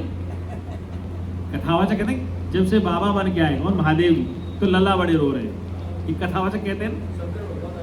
अरे भोले बाबा आ गए और जब भाई मुझे लल्ला दिखा दो तो लल्ला रो रहा है, तो यशोदा कह रहे नहीं, नजर लग जाए। कितनी रोचक बातें बढ़ाते। क्या भगवान को नजर लगा सकता है? विचार करो, क्या भगवान को कोई नजर लगा सकता है? जो सबको नजर देता है उसको नजर कौन लगाएगा? लेकिन नहीं, वो पुत्र मोह में थी, ममत्व थी, और वो रो रहे बार बार। कथा नहीं, वो रो थोड़ी थी, तो भगवान का दर्शन करना चाह रहे थे। कौन? महादेव को देखना चाह रहे थे, इसलिए वो रो रहे थे। यशोदा परेशान हो रही है कि लल्ला पे नजर लग गई, कि बाबा ने कुछ टोटका कर दिया। तो ये कथावाचक बड़ी रोचक कहानी बता रहे, बड़े भोले प्राणी उसमें ही मस्त हो जाते। तब ये नहीं विचार करते क्या भगवान को भगवान नजर लगा सकता है? भाई महादेव भगवान है, कृष्ण भगवान सनातन, तो क्या ईश्वर को नजर मार सकता है? ईश्वर है, उसको कोई नजर नहीं मार सकता। जो सबको नजरें देता है, जो सबके अंदर रहकर सबकी आंखों से देखता है, सबके अंदर रहकर सबकी आंखों से देखता है, सबके कानों से सुनता है, सबके मन में बैठा है, सबकी बुद्धि का प्रकाशक है। तो जितने हाथ उसी के हाथ में, जितने पैर उसी के हाथ। जब हवन करते हैं पंडित लोग क्या करते हैं? सहस्त्र बाहु, सहस्त्र में हजारों उसके मुख है, हजारों सिर हैं, एक ही नहीं, हजारों सिर, हजारों हाथ, हजारों बता दिया सहस्त्र। ये जितने हाथ हैं संसार में, चाहे चींटी से लेके ब्रह्मा तक जितने हाथ हैं। भारत की आबादी कितनी? 142 करोड़, तो डबल कर दो, 145 डबल कर दो, मतलब कुल मिला के 3 करोड़ हाथ किसके उसी के हैं। ये तो इंडिया की बात है। अमेरिका की जितनी जनसंख्या है, जितने हाथ उसी के हैं, जितने पैर उसी के हैं, जितने सिर ही उसी के, और जितने सिर उसी के हैं, जितनी आंखें उसी की, सहस्त्र में वो ही सब में है।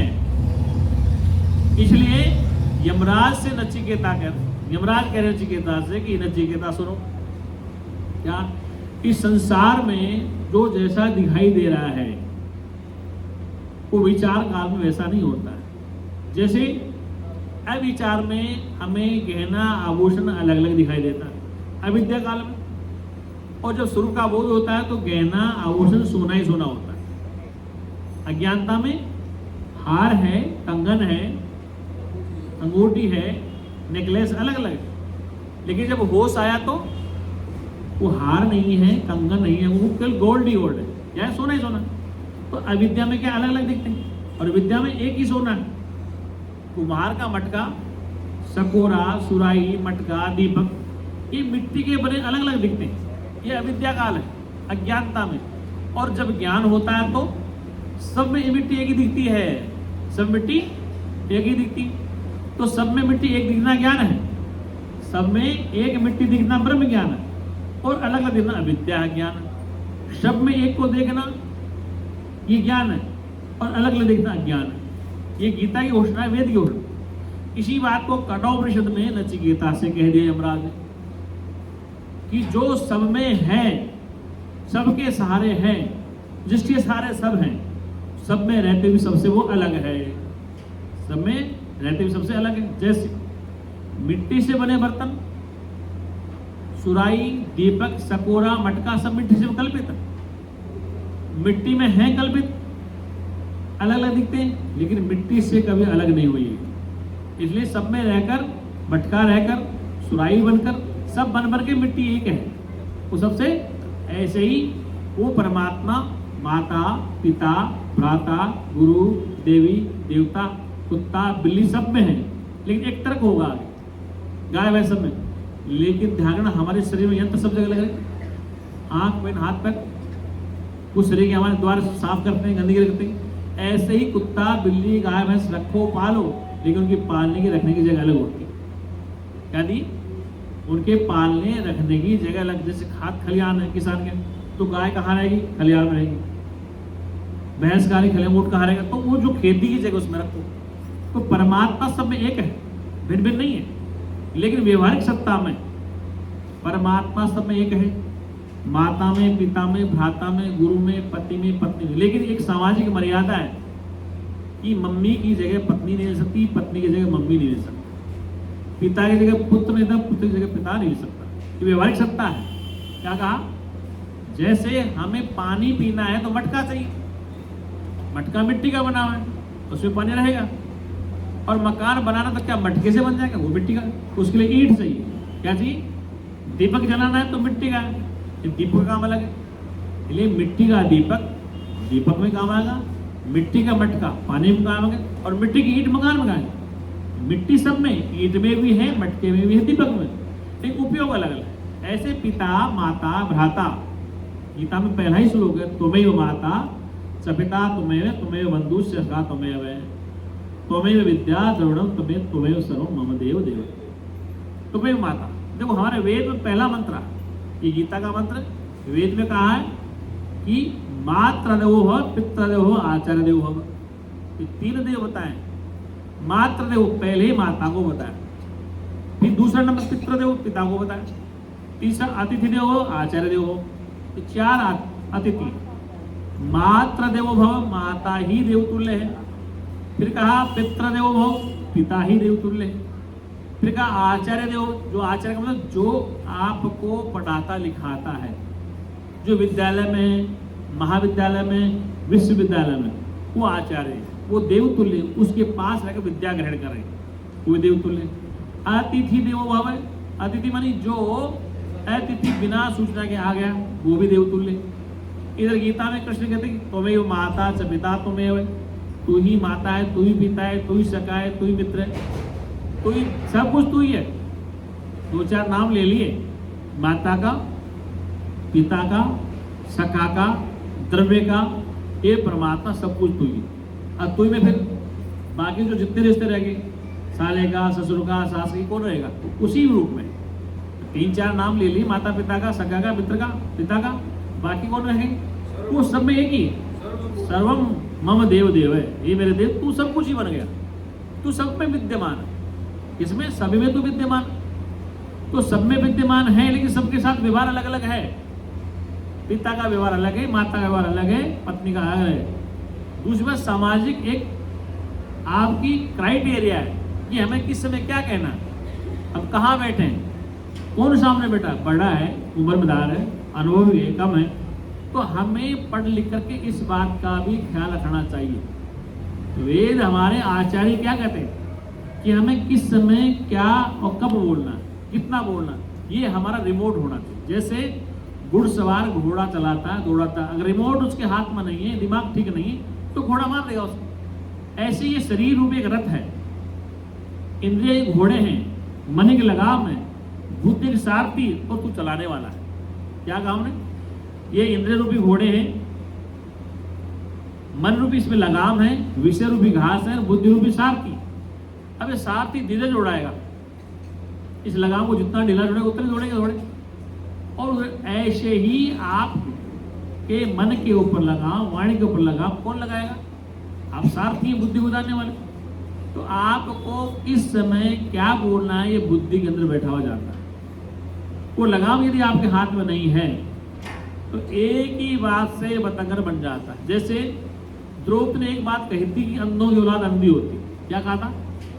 महाभारत में द्रौपदी ने दुर्योधन को एक ही बात कही थी, अरे लगाम छोड़ दी उसने कि क्या इसका परिणाम होगा? अब पिता अंधा तो क्या पुत्र अंधा होगा क्या?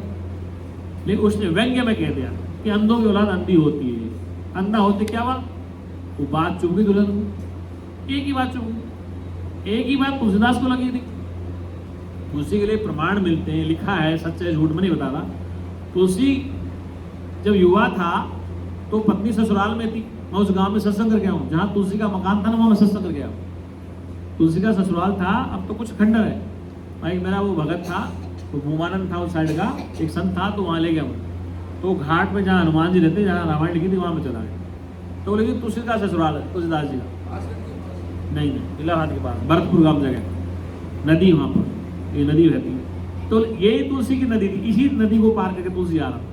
मुर्दा बह रहा था, बोले मुर्दे पे तुलसीदास बैठ गया, विवाह नया हुआ था, तो मुर्दे पे बैठ के नदी पार कर रहा। बाढ़ आ रही थी, बरसात तगड़ी, और एक पेड़ पे सांप लटक रहा था, तो तुलसी ने उस सांप को रस्सी मान लिया और पकड़ के जहाँ रत्नावली सोई वहाँ पहुँच गया। क्या नाम उसका, नाम रत्नावली था, क्या नाम है? और उसने देखो रे हाथ में क्या है, सांप, तो काट ले तेरे को। तो उसने समझाया कि तू जितना आतुर हो रहा है इस काम के लिए, इतना मस्तिष्क भगवान के लिए लगाता, तेरा नाम हो जाए। तुलसीदास तो वहीं से टर्निंग पॉइंट हो गया, मतलब जीवन में बदलाव हो गया। तुलसी से बन गया तुलसीदास। क्या बन गया? तुलसी दुबे से तुलसीदास बन गया और लिख दी रामायण। इसलिए हर जीवन में टर्निंग पॉइंट होता है। कोई बात चुभ जाए, अंदर तक जाए, तब तो बदलाव है। नहीं बदलाव नहीं। कहने का तात्पर्य है कि टर्निंग पॉइंट हर जीवन में आता है जी। तो कहने का तात्पर्य कि वेद हमारा अंधविश्वास नहीं, वेद हमारे ज्ञान मार्गी हैं, लेकिन कुछ लोगों ने उसको अंधविश्वासी बना दिया। क्योंकि वेद का जो शिरोई भाग है, वेद के 3 भाग हैं। हमने कई बार कहा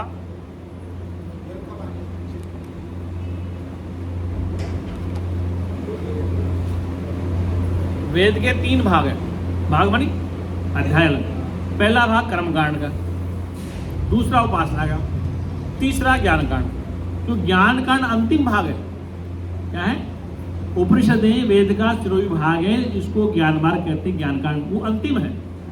उस अंतिम की चर्चा लोग कम करते हैं। क्या करते हैं? जैसे आपने सारी चीजें पढ़ी लेकिन उत्तरकांड की रामायण नहीं पढ़ी तो कुछ नहीं समझा। उत्तरकांड का अंतिम भाग नहीं पढ़ा कुछ। ऐसे वेद पढ़े, हनुमान जी की आरती पढ़ ली, दुर्गा सप्तशती पढ़ ली, काली की उपासना पढ़ ली। अरे वेद के आखिर में क्या लिखा है तो पढ़ो। ये नहीं पढ़ते, न पढ़ने देते। सुबह शाम मंदिरों में जय काली, जय माता दी, जय माता दी। पता है इस दिल्ली में कोई मंदिर में वेदांत का सत्संग होता है? बेला रोड एक सत्संग आश्रम, बेला रोड में एक सत्संग है। क्या नाम है? बेला रोड है ना, ISBT के पास में एक आश्रम है, संन्यास आश्रम। वहां सुबह शाम वेद का सत्संग होता है। वो आचार्य कहते करूं क्या, सुनते नहीं लोग। इनको सुबह सुबह रुद्राभिषेक चाहिए। सुबह उठते हनुमान जी की वेद पढ़ना नहीं चाहते लोग। जितने चांदनी चौके लाला हैं खारी बावड़े की, बस सब रुद्राभिषेक चाहिए उनको। और अभिषेक करने से सब कुछ मिल जाएगा। तो बोले मैं क्या करूं? विद्वान आचार्य वेद शास्त्र पढ़ते हैं लेकिन उस भाग को कोई सुनना नहीं चाहता। मतलब गुरुजी कहा करते हैं हरिद्वार जाना है, बैठे गाड़ी में चलो हरिद्वार। अब लिखा हुआ है हरिद्वार 50 किलोमीटर दूर, तो आपने कहा गाड़ी रोक दो। गुरुजी कहते गाड़ी रोक, बोले क्या हरिद्वार आ तो गया, लिखा है ना। बोले भाई इस पर लिखा 50 किलोमीटर दूर, तुम पढ़ लेना। तो उपनिषद तुम पढ़ लेना, वेद का आखिरी शास्त्र तुम पढ़ना। हमारा यही है, हमारे पास तो ये हनुमान जी हैं, गीता काली गौरी है, वो तुम पढ़ते रहना। अब प्रश्न आ गया जिसमें प्रकाश नहीं डालो, जो मेन है वेद का, उससे बगैर वेद की कोई महत्वता नहीं है। अगर आपका सर काट दिया जाए तो क्या कीमत है आपकी? कि वेद का जो सिरोही भाग है ज्ञान मार्ग, उस ज्ञान मार्ग की लोग अवहेलना कर रहे हैं। क्या कर रहे हैं? उस ज्ञान मार्ग की लोग अवहेलना कर रहे हैं और जनता जनार्दन को केवल इसमें लगा रहे हैं 2 भागों, कर्म उपासना, कर्म उपासना। जहां देखो हर 20 किलोमीटर नए देवता बन जाते हैं हमारे। पीलीभीत में मेरा आश्रम है, मंदिर है, उसके पास में नमोना धाम बन गया, मनोना धाम अभी बनाया 4-5 साल। मतलब दुनिया इतनी पागल हो रही है। मनोना धाम मतलब खाटू श्याम मेरे क्षेत्र का, वहाँ का पैदा हूँ, मेरा शरीर वहाँ का, तो मेरा आश्रम वहाँ। उस मनोना धाम में लाखों लोग धक्के खा रहे हैं, भीड़ इकट्ठी हो रही है, मतलब कुछ पता ही नहीं लोग, जैसे भेड़ चाल चल रहे हैं। और वो बनाने वाला मेरा परिचित नहीं, आवाज पता पड़ा, एक क्षत्रिय समाज का व्यक्ति है, वो ऐसे घूमता था, उसकी जमीन रोड पे आ गई, उसने मनोना धाम बना दिया और टूवेल लगा दिया, 2-4 कमरे में, तो लाखों की आमदनी हुई उसकी, और दुनिया मनोना धाम घूम रही। कि वास्तविकता क्या है कि मनोना धाम है क्या? मतलब वेद का सिरोही भाग हम पढ़ना नहीं चाहते। दिक्कत ये हो रही, बड़े बड़े आचार्य इस बोले महाराज कौन होता है इस ब्रह्म ज्ञान नहीं। मैं ये मेरी बात सुनो, मैं ये कहना चाह रहा हूँ कि इस संसार में मैंने अनुभव किया 22 साल में, 23 साल में, कि इस संसार को बेवकूफ बनाना आसान है। ये मैंने अनुभव किया। मेरे मित्र है दाती महाराज, दिल्ली में शनि महाराज बना, बहुत बड़ा मंदिर है। अभी परसों सम्मेलन था वहाँ राजस्थान, गो सम्मेलन, एक गौशाला बोले, सारे मिनिस्टर नाक रख रहे वहाँ, कैबिनेट मिनिस्टर सारे राजस्थान सरकार में, कोई मेरे को मंच पर भी नहीं बुलाता। दाती महाराज का शनि मंदिर है यहाँ पर दिल्ली, बहुत बड़ा, और टीवी आता सह शनिचरायण में दुनिया पागल हो रही। उम्र है 72 साल की, एकदम काला कुलटा बेचारा, तो दुनिया शनि महाराज भाग रही बस, नहीं समझे। तो कहने का तात्पर्य को शनि महाराज उसने इतने बना दी, दिल्ली में बहुत बड़ा आश्रम है, राजस्थान में गौशाला है जिसमें 5-5 हजार गायें रहती, और वेद वेदांत नहीं पढ़ता। एक बार मंच में मुलाकात होगी मेरी, तो मैंने कहा हमारे मेडिकल कॉलेज चलाते हैं, मतलब MBBS खुद नहीं है, पोस्ट ग्रेजुएट नहीं, कॉलेज मेडिकल चलाते हैं। कहने का तात्पर्य है कि संसार कहाँ जाने वाला है, अच्छा काम करे, फिर भी वेद कौन पढ़ाएगा संसार को? मतलब मैं ये कहना चाह रहा हूँ कि ये वेदों को कौन अध्ययन कराएगा? अगर आज के आचार्य की कौन करेगा? कुछ संसार भी हैं जो इस वेद के अंतिम भाग को बोलते हैं। वो सच्चिदानंद भगवान की नहीं, देखो एक मैं बताऊं, आजकल कुछ ऐसे नए नए बच्चे आ गए चैनल में बोलने वाले, इन्होंने न तो वेद पढ़े, न रामायण पढ़ी, न गीता पढ़ी, श्लोक नहीं आते उनको, अधूरा चौपाई बोलते हैं, उल्टे श्लोक बोलते हैं। अरे नहीं है तो मत बोलो ना, अपनी भाषा बोलो। मैंने कई बच्चों को देखा है जो नए नए चैनल पे आ रहे हैं, यूट्यूब चला रहे हैं, न उन्होंने उपनिषद पढ़ी, न वेद पढ़े, न गीता रामायण पढ़ी, न कोई शास्त्र पढ़े, न दर्शन पढ़े, बस ऐसे यूट्यूब चला रहे हैं लोग पागल। कहीं की ईंट, कहीं का रोड़ा, भरत गुलमा जोड़ा, और उससे पूछ ले शास्त्र में कुछ नहीं आता उनको शास्त्र के बारे में पूछ ले कुछ नहीं आता है कि वेद में कितने मंत्र हैं, कौन से कांड से तुम बोल रहे हो, उपनिषद कहाँ से, कोई नहीं पता। और जो चल रहे हैं कि भेड़ चाल दुनिया सुन रही लोगों, एक प्रक्रिया है। ये बच्चे जो पढ़े लिखे सिस्टम से पढ़े हैं, पहली क्लास में PhD ऐसे नहीं होती, बड़े मेहनत करनी पड़ती। वेद को, शास्त्र को, उपनिषदों को पढ़ना पड़ता, फिर मक्खन बाहर निकलता। कोई आपसे पूछ ले कहाँ से बोल रहे हैं आप, कि क्या जवाब दोगे आप प्रवचन के व्यास गद्दी बैठे हैं, कोई विद्वान आपसे पूछ ले, स्वामी जी आप कठोपनिषद कहाँ से बोला, कौन सा प्रसंग चल रहा, कहाँ से बोले आप, ये वेद में कहाँ लिखा है, फिर क्या जवाब दोगे आप? फिर गुरु जी थोड़ी जाएंगे छुटाने के लिए, वहाँ गुरु नहीं पहुंचेगा। मैं बात क्या कर रहा हूँ, जब प्रवचन मैं कर रहा हूँ तो मुझसे पूछा जाएगा ना, गुरु जी थोड़े बचाने के लिए। तो कहने का था, तो कुछ चैनल ऐसे चल गए जिनको कुछ पता नहीं, उनको ये नहीं पता कि शास्त्र कितने हैं, नास्तिक कितने शास्त्र, आस्तिक कितने शास्त्र, कितने दर्शन है, कितनी उपनिषद है, कितने मंत्र कहाँ हैं, कुछ भी नहीं पता उनको, बस लग रहे चैनल चलाने के लिए। क्योंकि अभी तो कुबड्डों से पाला पड़ा नहीं है ना। वो कहते देवी मठ में ही मौज मार रही है, गुरुजी कहते थे कि अभी देवी मठ में ही मौज मार रही है, जब पाला बाहर पड़ेगा ना, निकलेगा तब पता पड़ेगा कि तुम प्रवचन कैसा करते हो। तो कहने का अभिप्राय यह है कि हमारा सनातन धर्म अंधविश्वासी नहीं है, तो इसको अंधविश्वासी बना दिया गया। सनातन धर्म ज्ञान मार्ग ही था। अरे इस सनातन में आचार्य वेदव्यास हुए, शंकराचार्य हुए, ऋषि गौतम हुए, ऋषि कणाद हुए, पतंजलि हुए, तो क्या अंधविश्वासी थी? लेकिन लोगों ने अंधविश्वास बना दिया, शास्त्रों को कोई व्याख्यान नहीं कर रहे। इसलिए कहने का तात्पर्य है कि मैं ये कह रहा हूं कि इस जनता को मैंने अनुभव किया है कि बेवकूफ बनाना आसान, क्या करना आसान है, क्योंकि वेदांत पढ़ाना बड़ा मुश्किल है। कुछ कुछ लोग पढ़ाने वाले, ऐसा नहीं कि धराधाम विद्वानों से खाली हो गया, ऐसा नहीं। आज भी भारत में वेद वेदांत को पढ़ाने वाले आचार्य हैं और बोलते हैं। मैं मंच में उनको बुलाता हूँ, मतलब मेरे मंच में मैं उल्लू फुल्लू को नहीं बुलाता हूँ, जो वेद वेदांत को जानता हूँ उसी को बुलाता हूँ। तो कहने का अभिप्राय है कि संसार को समझाना बड़ा मुश्किल है। बताओ गुरुजी कितने साल सत्संग करेंगे? हम लगभग 30-35 साल की शास्त्र में सत्संग किया, मुझे अंदाज है।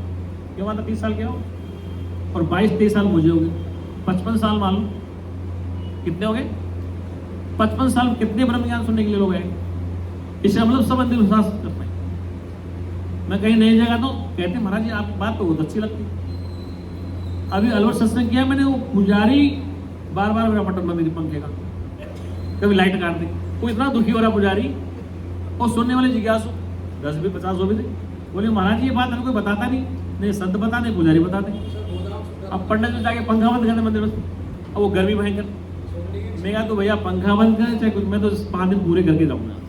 तो कहने का अभिप्राय है कि इस जीव को बहकाना आसान है, समझाना बड़ा मुश्किल। वो सच्चिदानंद भगवान। आज का विषय क्या था, समझ में आया? जितेंद्र क्या सुनाया आज? कहाँ गया वो? क्या सुनाया? अच्छा 2-4 बता, अच्छी अच्छी कौन सुनाई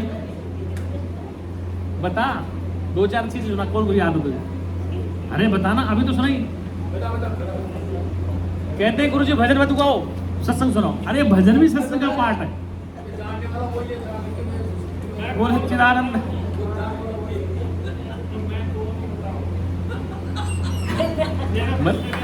मैं कौन हूँ बताओ? मैं बता दिया 3 बार।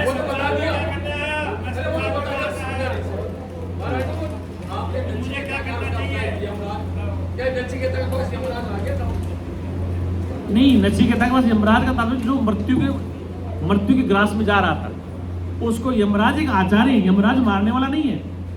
अरे यमराज को आचार्य कहा, संत कहा वेद में, ये तो पढ़ो। यमराज को फांसी, जब ब्रह्म ज्ञान देके नचिकेता को मुक्त कर दिया, वो मारने वाला है क्या? नचिकेता के लिए यमराज को वेद में आचार्य संत कहा है, महात्मा कहा है। उपनिषद में उसको संत और महात्मा कहा है, यमराज को मारने वाला नहीं कहा। ये मेरे प्रमाण है। कठोपनिषद में उसको आचार्य कहा है, संत कहा है, महात्मा कहा है। यमराज वो नहीं जो तुम मार देगा। नचिकेता तो मुक्त कर दिया उसने ब्रह्म ज्ञान देके, मारा कहा उसने? वो तो मृत्यु से बाहर आ गया, जो भय में जी रहा था, जिसके माता पिता उसने भय से मुक्त करते, उसको बंधन से काट दिया। तो यमराज कोई मारता थोड़ी, ये तो पाखंड ने फैला दिया। वेद में यमराज को आचार्य संत कहा है, ये मैं लिख ही दे दूं। अभी मेरा YouTube चैनल चला, उसमें कठोपनिषद में बोल रहा हूँ कि आचार्य है यमराज, एक संत है। वेद में उसको आचार्य बताया, संत की उपाधि दी है उसको। वो मारने वाला नहीं यमराज, लेकिन लोगों ने यमराज को डरा दिया। कहने का तात्पर्य है कि यमराज ने उस जो नचिकेता था, जो प्रलोभन दिया यमराज ने कि सोना चांदी ले ले, अप्सराएं ले ले, सब कुछ ले ले, बोल नहीं नहीं नहीं, मुझे वो दो, ब्रह्म विद्या। उसने कहा मैं नहीं जानता हूँ, मैं नहीं जानता। बोले देनी पड़ेगी आप। तब चारों तरफ से उसको प्रलोभन दिया यमराज ने, सोना चांदी ले लो, जमीन जायदाद ले लो, अप्सराएं ले लो, स्वर्ग लोक ले लो, सब ले लो मुझे। तब उसको जांच लिया, परख लिया, तब जाके नचिकेता को यमराज ने ब्रह्म उपदेश दिया। और शास्त्र में क्या कहा, एक बात मैं कहूंगा, सुनो। पूरे वेद शास्त्रों में ब्रह्म विद्या के लिए अधिकारी पात्र बताया। देखो, बुद्ध राजकुमार थे, महावीर राजकुमार थे, शंकराचार्य, विवेकानंद, सब विद्वान थे। और उस विद्या को समझने के समय, समझने के बाद शांति होनी चाहिए ना। ये खाने पीने की शांति होती, मतलब कहने का अभिप्राय है कि जब आप इस विद्या को ग्रहण कर रहे हैं, समझ रहे हैं, हर बार सुनते हैं गुरु जी से आज तक सुनते हैं, लेकिन एक बात मुझे थोड़ी समझ में नहीं आ रही, ये नहीं आ रही कि जैसे भोजन प्रसाद अपने यहाँ बनता है, मुझे 22-23 साल होगी इस स्टेज पे, मैं इस भंडारे से आज तक एक पूड़ी नहीं ले गया, एक पूड़ी नहीं ले गया। तो क्या आप घर में खाते पीते लोग नहीं? मैं सबकी बात कर रहा हूँ, एक का नाम नहीं ले रहा हूँ, सभी की बात कर रहा हूँ। इस दिल्ली में सब रईस लोग हैं, ऐसा कोई परिवार नहीं जिसके पास कोई कमी हो खाने पीने की। आप सब में ये वृत्ति ठीक नहीं है। पिछली बार जरा सी बात, ये वृत्ति को ठीक रखो। ब्रह्म ज्ञान वृत्ति का तो खेल है, किसका खेल है? आपको जब भोजन प्रसाद मिल गया, फिर बार बार राउंड क्यों लगाते हो? ये वृत्ति है ठीक नहीं। आपको भोजन दे दिया, प्रसाद मिल गया, फिर महाराज और दे दो, महाराज और, ये क्या है? ये वृत्ति ठीक है गलत है? नहीं नहीं नहीं नहीं, ऐसा कुछ नहीं। व्यवस्थाएं खराब होती है कि मैं संजय गलत करो, इसलिए ध्यान रखो थोड़ा, इसलिए वृत्ति को ठीक रखो। आप क्या रखो कि जो प्रसाद आपको मिल गया, आराम से खाइए, आराम प्यार से, पीछे मत दो, क्या बचा आप अपना कर देंगे। फिर बार बार आप और दे दो और दे दो, तो ये अच्छा नहीं था। ये ब्रह्मज्ञान की शोभा है। मैं अपना दृष्टांत दे रहा हूँ कि मुझे बता दें कि इतने साल से यहाँ भंडारे हो रहे हैं, मैं कभी एक पूरी सब्जी नहीं लेंगे, जबकि मैं तो सन्यासी हूँ। तुम्हारे घर में तो सास में बड़े पड़ा हुआ रहता है, रसोई में कुछ है ही नहीं, कभी यहाँ खाता कभी वहाँ खाता। तुम्हारे पास तो भरा होगा, मेरे पास तो कुछ भी नहीं यहाँ पर। तो कहने का था वृत्ति ठीक हो, वृत्ति का खेल है। वृत्ति ब्रह्माकार है, वृत्ति विषयाकार है, वृत्ति भोगाकार है। आपकी वृत्ति कैसी? बोल सच्चिदानंद भगवान। इसलिए मैंने इशारा कर दिया है, ध्यान रखना, बार बार में बोलना पड़ेगा। हाँ, बोल सच्चिदानंद भगवान। अब प्रश्न उत्तर, जिसको मेरा प्रश्न समझ में नहीं आया हो या कोई शंका हो, कोई भी विषय क्या होगा?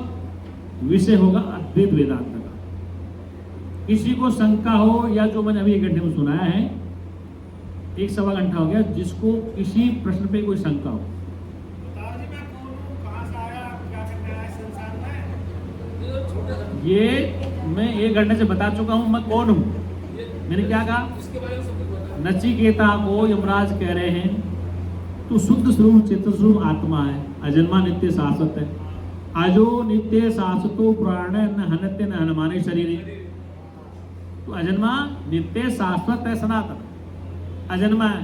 शरीर के नाश होने से तेरा नाश नहीं होता है। तो तू कौन है? अब तू शरीर है या शरीर से रहित है? शरीर और शरीर से रहित है, तो तू बोल कौन रहा है?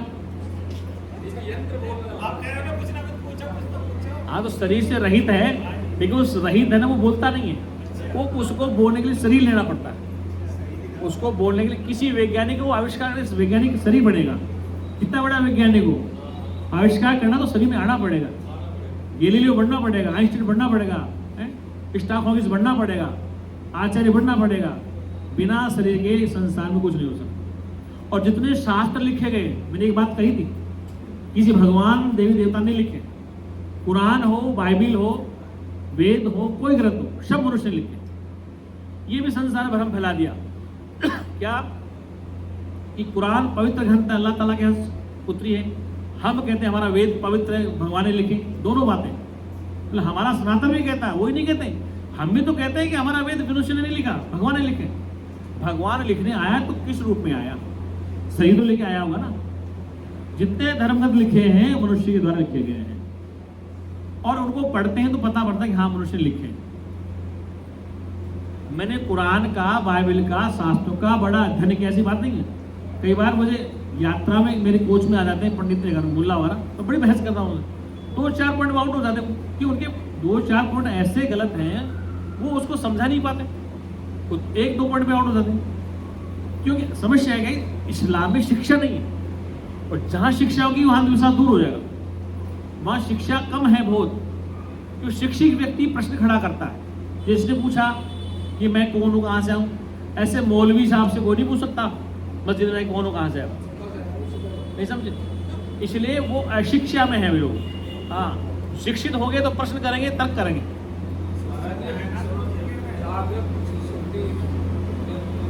क्या पूछ सकते? सत्संग में जब बच्चा पूछता है ना, एक से पहले कौन, बी से पहले कौन, सी से पहले कौन? जागरण, स्वप्न, सुसुप्ति, तुरिया। तुरिया तीन तो मतलब तुरिया हमने 3 अवस्थाओं का साक्षी, जागृत का, स्वप्न का और सुसुप्ति का साक्षी। वो साक्षी कब है? जब शरीर में है तो साक्षी है, और देह से नहीं तो ब्रह्म है। शरीर में साक्षी कहते हैं, साक्षी साक्षी देह में है, और साक्षी नहीं है शरीर में। जैसे ब्रह्म व्यापक है, यहाँ भी वो यहाँ तो नहीं बोल रहा, चेतन व्यापक है तो यहाँ तो नहीं बोल रहा है। इसलिए उसको बोलने के लिए शरीर में आना पड़ेगा। तो शरीर में होगा तो वो साक्षी होगा। क्या होगा? चाहे वो राम बने, चाहे कृष्ण बने, चाहे ब्रह्मा विष्णु महेश बने, देवी देवता बने, उसको साक्षी बनना है तो शरीर में आना पड़ेगा। तो राजपाल सो रहा है क्या? क्या किसी देवी को पूजना है तो शरीर में आना पड़ेगा। और देवी का वही धर्म होगा जो हमारी माता बहनों को खाने का, पीने का, सोने का, उठने का, सब उसी का धर्म होगा। ये नहीं कोई स्पेशल है कोई देवी। चाहे देवी दुर्गा है, चाहे काली है, चाहे सरस्वती है, चाहे लक्ष्मी है, चाहे पार्वती। सुनना मेरी बात, क्या कह रहा हूँ? देवी सरस्वती, काली, दुर्गा, पीली, धोली, जो भी देवी देवता है, जैसी माता बहने वैसे धर्म उनका होगा, वैसे देव उनका होगा।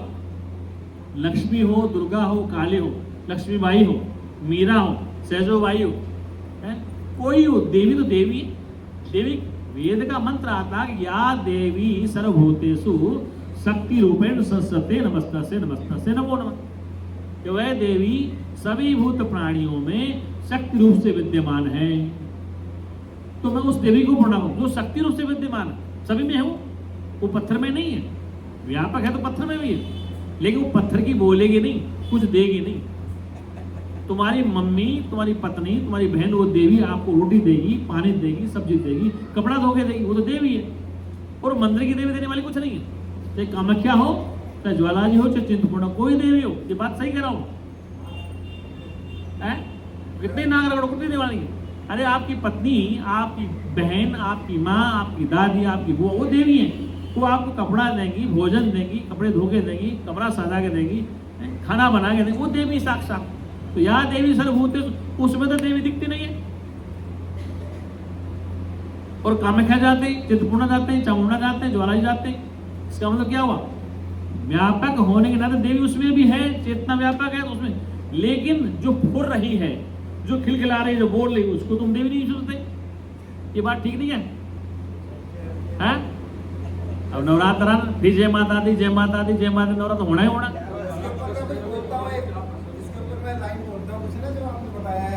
दुनिया ऐसी बावरी जो पत्थर पूजन जाए और घर की चक्की कोई ना पूजे जिसका आना खाए। हाँ भाई, कबीर की दुआ बोली, सही है। चक्की कोई पूछता ना, अब चक्की कहाँ रहेगी इनके पास? नहीं महाराज, आज तो बोले जय श्री राम वाली की, वो पीली बेबस वो बाग आ गया, साकार आ गया, श्री राम वाली को दिल को बोला।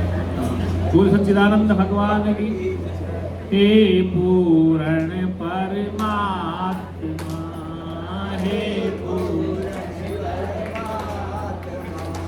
सुखी होवे जीवात्मा, विश्व बने धर्मात्मा,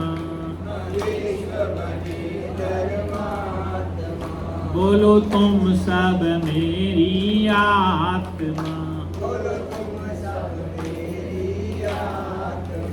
बोलो हम सब तेरी आत्मा। आज जोड़ी वेद मंत्र बोली, सर्वे भवन्तु सुखिनः, सर्वे सन्तु निरामया, सर्वे भद्राणि पश्यन्तु, मा कश्चित् दुःखभाग् भवेत्। हे परमपिता परमात्मा, सब सुखी हो, दुखों से आजाद हो, यही हमारी सद्भावना है। ओम